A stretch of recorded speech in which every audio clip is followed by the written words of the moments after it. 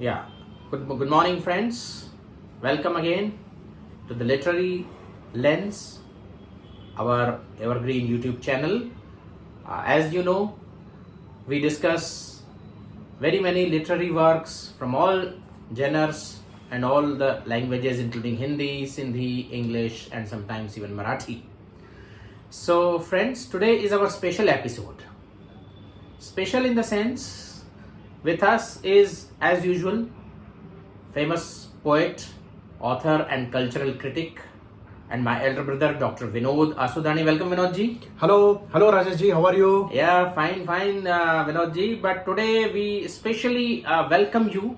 It's your own channel, of course, but still I welcome you to this show because today we are going to discuss on your own book, the book Penumbra.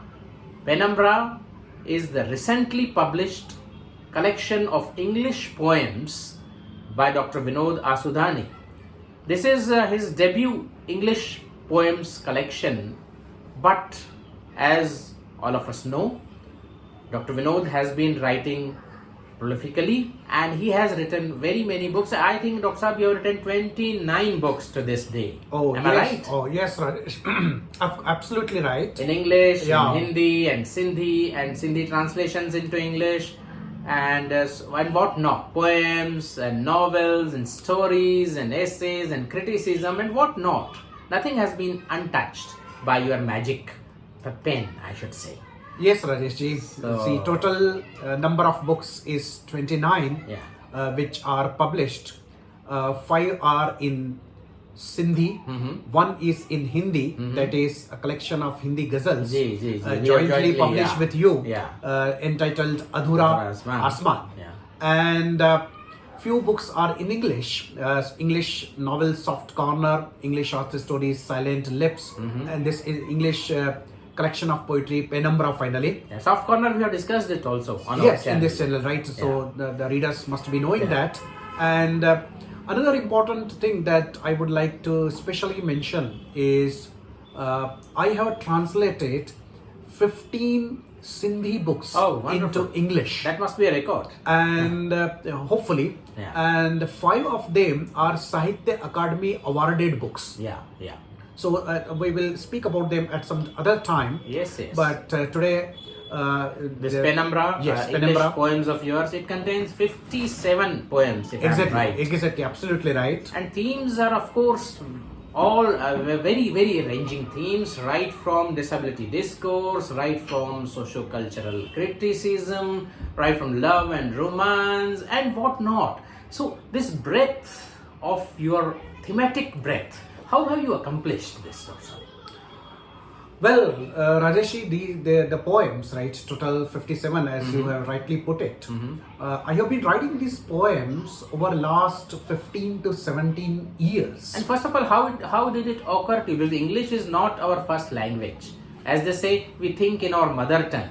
And English is the language of our intellectual discourse. But writing poetry in English comes to few. Yes, absolutely, it is right. Primarily, I have been writing poetry in my mother tongue, that is Sindhi. My 4 collections of well-known Sindhi poet, national level, are already published.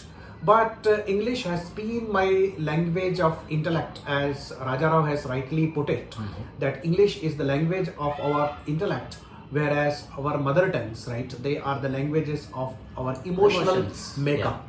But sometimes you feel an impulse within, right, that encourages you to manifest your thoughts and feelings in English directly as well in the form of poetry. So it is really a mysterious process, right? If you ask me, how do you decide that in which language you are going to express yourself poetically for a particular poem? Even I do not know. When a subject occurs to you or a poem occurs to you, either it occurs in Sindhi or in Hindi or in English at the initial level itself. Exactly. So it is as simple as that. Sometimes I write metrical poetry, sometimes I write a free verse, but it depends upon that impulse and the subject. It is so interconnected, the subject and impulse, right? So you need not consciously make a choice whether you are expressing yourself metrically or in a free verse. So similarly, I do not make a conscious choice that I have to express myself in English or in my mother tongue. It comes automatically. So you do not appropriate a subject to the particular meter or a particular language, but it is the converse. The subject itself dictates what language or meter. Yeah, if you allow me to say, now this is the age of appropriation. People appropriate people and ideas so frequently, but I refrain myself from appropriating a language or a theme sometimes. But the way I have been thinking, the way I look at society, culture, and the life, I think that is automatically reflected in poetic works. Right? You need not make any conscious or deliberate efforts for that. Yeah, it is only appropriate not to appropriate. Oh, exactly. That is really fantastic. And on the whole, this collection, strikes various chords. It resonates with us on multiple levels, right from falling in love and falling out of love. Right from one poem is 3 o'clock in the afternoon. I think that the middle age, the crisis of middle age, or I should not call it the crisis, even the experience of middle age and whatnot. One poem is death, one is lunacy. We have already discussed some of them in our channel as well. But today I would request you to recite a few poems of your choice so that we can get a glimpse of what it is all about, and we can discuss them in brief as well. Oh yes, that is really wonderful, Rajeshji. But I would like to say a few words about my poems. Yeah. They are characterized by pithiness or compactness, right? And they come very close to the style of metaphysical poets, right? I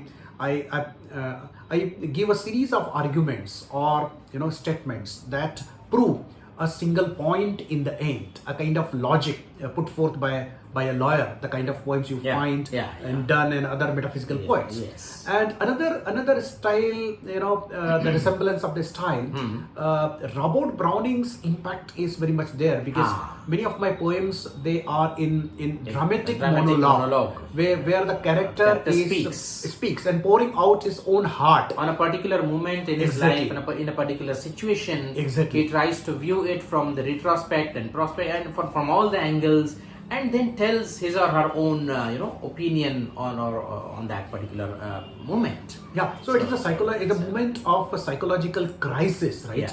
That finds manifestation in a poem. For example, to Ophelia, right? Where the character is talking to his beloved and pleading with her that she should not behave like Ophelia, because readers know one of the important causes for Hamlet to go mad was indifference of Ophelia, where she could have been the only lady who could have supported him in that crisis. So there are such poems, right, where you find that critical moment is captured and presented poetically. And some of the poems, like In Search of Bahuguna, biodiversity, disability discourses there. Biodiversity. Yes, biodiversity. Yes, and broken toys. One would, by the name, one would think that it is, I was saying that it is eco-criticism. But when you read the poem, and then you will come to realize that it relates to disability discourse. So readers certainly would go and read, but I tell them that as Bahuguna emerged as a savior, right, as a messiah for the environment, similarly the speaker in the poem is wishing that some Bahuguna, some messiah should come forward to take up the cause of the disability as well. So that is the underlying idea of that poem. So one representative poem.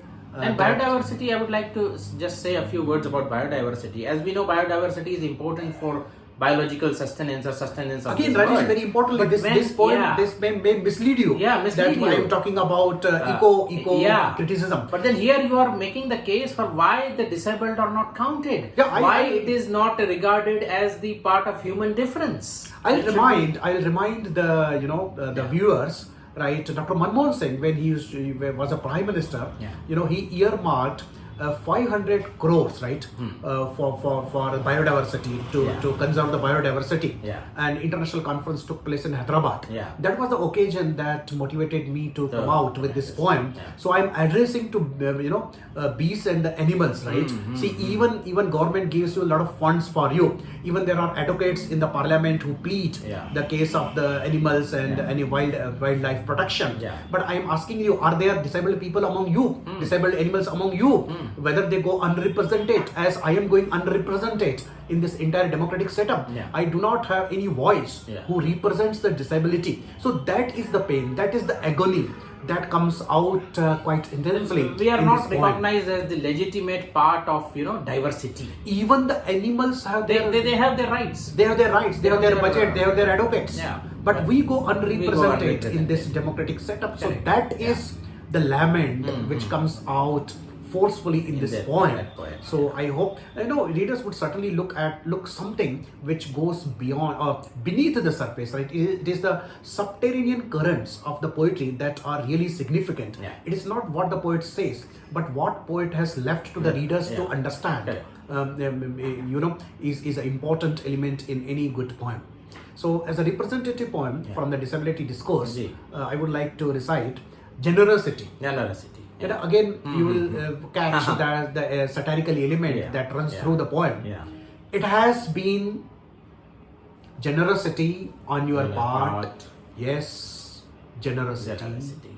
It has been generosity on your part. Yes, generosity. Mysteriously enough, I feel everything you have given is charity.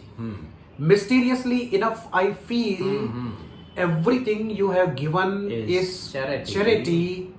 Time, touch, company, kiss, love and pity. My God. Time, touch, company, kiss, love and pity. Yes, it has been generosity on your part.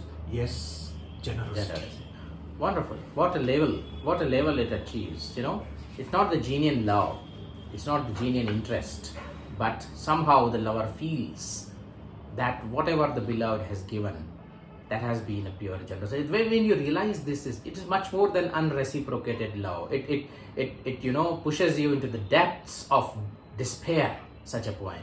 So readers should only marvel. I cannot say much about this. I am short of words. This poem dwells in the true domain of Penumbra, where it is not completely denial. It is not completely acceptance as well. Penumbra symbolizes interplay of lights and shadows, and our entire life, if you think of it, comprises of such an interplay. And Rajesh, if you try to fix this poem in a larger context. So you yourself have been, a very powerful advocate of the rights for the disability. So we have been, living in the age of charity model, where whatever is given to the disabled is a part of charity. But we are trying to go now to the rights model, where we should not have as a charity. It is not even. It is just taking off the human rights model. So, but when it penetrates into even the romantic interpersonal relationship, so people are connected to the disabled as if it is a charity to be kind to them, to love them, but they do not see the disabled person at the same footing. So that agony finds expression here, that the speaker says, yes, you have given me everything. But you feel that as if you are generous enough to give me, and you are giving as if you are giving a charity. Because once a person makes a charity, of course he makes it with a hope that he would be rewarded either in this world or in the next world. Perhaps at the unconscious level, that kind of impulse is really there on the back of the mind of the people, right? They who accept the person with a disability as a partner, as a friend. I say, perhaps I may be extreme. Some people may say that I go to the extreme. But, the life has taught me bitter lessons, and that's why perhaps... It's not that it's the only form of interpersonal relationships with the disabled gate, or even here you are not talking of disability also. No, not in this poem. In general also. So in general also in our day-to-day relationships or in our intimate interpersonal relationships, sometimes we feel that the person is just being generous to us instead of being genuinely. And I will say that this poem expresses marginalized sensibility. Anybody who is marginalized in this world, any perhaps is likely to experience on the similar lines. So the wonderful, before Rajesh, we started speaking about something else. I think a few poems really deal with the wide range of romance, love, affection, acceptance, rejection. But every poem tries to operate. It operates at some level that makes you understand various layers which are there in our life. So one small poem is this underline. Oh, sure. It as a representative poem for this theme. You have read my book. You underlined a few words. You have read my book. You underlined a few words and thought you would ask me their meanings. I have read the time we had spent together. When I have read the time we have spent together, I underlined a few moments with my dears. Oh, that's it. Wonderful. This reminds you of your another poem of yours, which is in Hindi, that's called Kahani. That story. I think there's in English also. English. We have discussed that poem in this channel. Discussed also. So just I don't need Ganga Jal. I don't need any Zamzam. Your tears are more than enough.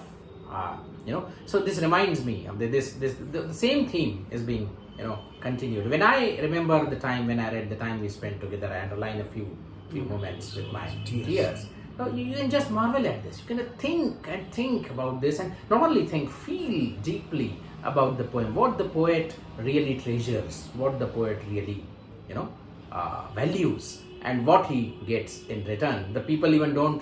Sometimes they read books and they underline the words to be asked, and sometimes they don't ask. And so actually, as they say, the poem does not mean the poem has to be. So this poem, I would say, Vinodji, that this poem does not mean it is. It is. And the strength of a poem lies in its evocative power. Evocative.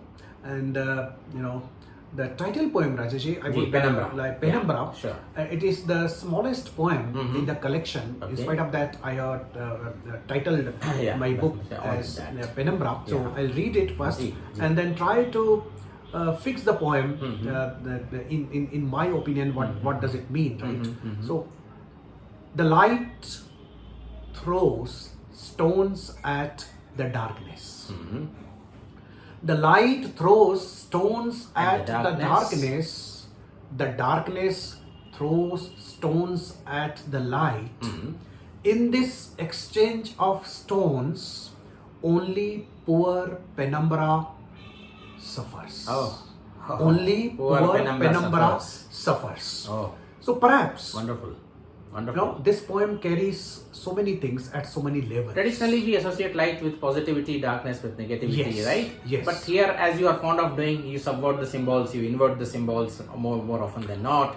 And apart from that, when I remember Matthew Arnold, when he says that it's an army fighting in the night, fighting, those lines, Exactly. So, but then here, it's not the simple fight between light and darkness. It's not the simple fight. Exactly. At the Penumbra, the people poor Penumbra suffers. Because we should not understand either world or life as binaries. It's not simply light and dark. No. It's not simply good and evil. As traditionally we have been talking about conflict between good and evil and so-called the victory of good over the evil. But the life is not as simple as that.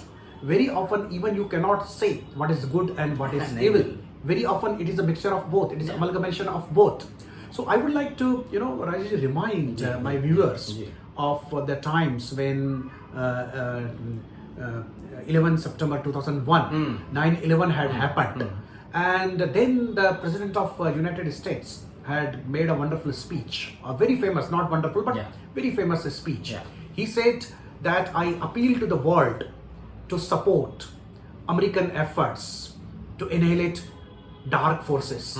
If you are not with us, then you are with the dark forces. So the simple statement, if you are not with us, you are with the dark forces. So light throws stones at the darkness. They so-called those who consider themselves to be democratic and the positive forces, they try to destroy the other side with equal might. And if you ask the other side, so-called the dark side that President was hinting at, and readers are well wise enough to understand what he was hinting at. Yeah. So if those dark forces, if you ask them, they will put their entire might to annihilate so-called the light forces or the positive forces. They are the dark forces. Exactly. So this conflict between light and darkness goes on. Both throw stones at each other. But who is at the receiving end?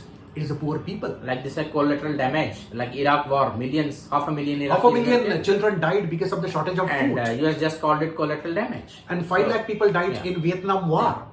And 80,000 people have died in Kashmir war. So whether it's a Kashmir, Vietnam, Ethiopia, Israel, anywhere in the world, who is ultimate sufferers? It's the common people. It is a Penumbra. They are neither with the powerful politicians. They are neither with the terrorist forces. They are simple people. What they require 2 square meals. They require a small job. They require to see their children going to the school. They require that their wife and children are happy. Their expectations are very humble. But they have to suffer ultimately. So this Penumbra, it operates at so many symbolical and metaphorical level. So entire life, every aspect of life cannot be simply reduced to the categories of good and bad, black and white, light or dark. So I think that wisdom, of course, it's very hard to come to this kind of wisdom. But I have tried to express it poetically. And you have aptly titled your collection also, because this motivates us to think and think what exactly is the penumbra and what is exactly the dark and light. Everybody has to make a decision for themselves. And I would appeal readers. We have just selected these 3 poems as a token, but you please read all the poems and feel and think. Vinod, you are an emoto-rational poet. You are not simply not an emotional poet. It is very kind of you, Rajesh. You have given me the emoto-rational poet. So poems are not all feelings or emotions. They are not all thoughts and cognitions. Yeah, correct. So definitely readers. And this volume is published by Rudra Publication. So it is available in the Kindle version as well. It is available in a hard copy on Amazon. So we would definitely appreciate if some of the readers and the viewers go for this collection and read and write their comments in the chat box how they liked today's discussion and how they would be liking, the Penumbra, this volume.